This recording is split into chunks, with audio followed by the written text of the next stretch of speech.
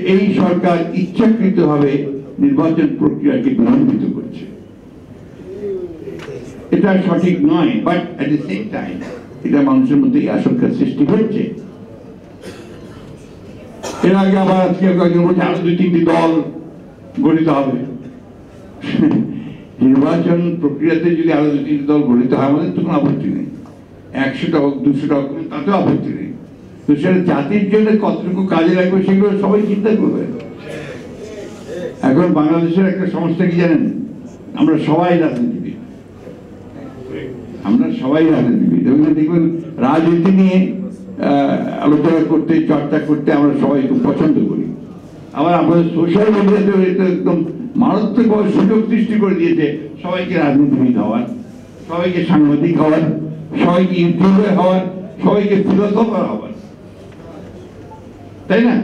সবাই হয়ে গেছে এইভাবে। ভালো কথা, সকলের পার্টিসিপেট হচ্ছে, সবাই কাজ করছেন। তো এটাকে একটু জায়গায় আনতে হবে, বাংলাদেশকে একটা দিকে পথে নিয়ে যেতে হবে। আমরা একটা কথা খুব পরিষ্কার বুঝি যে শুধু শুধু সুন্দর সুন্দর কথা বললেই কাজ হবে না, কাজ করে দেখাতে হবে। এখনো পর্যন্ত মানুষ কিন্তু কোনো স্বস্তি পায়নি।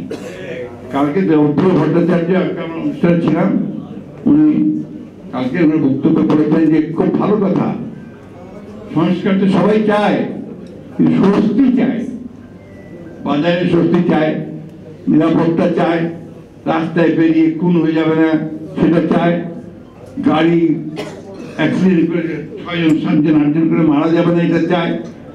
ওই দিকে একটু নজর দিতে হবে, তো প্রশাসনের নজর দিতে হবে, গভর্নেন্সের দিকে নজর দিতে হবে। আমি আশা করব যে সরকার আরো বেশি গভর্নেন্সের দিকে নজর দেবেন। ব্যাংকের এত সব টাকা লুট করে নিয়ে চলে গেল, তাদের বিরুদ্ধে একটা মামলা শুরু হলো না। যারা লুট করে নিয়ে চলে গেল তাদের বিরুদ্ধে একটা মামলা শুরু হলো না।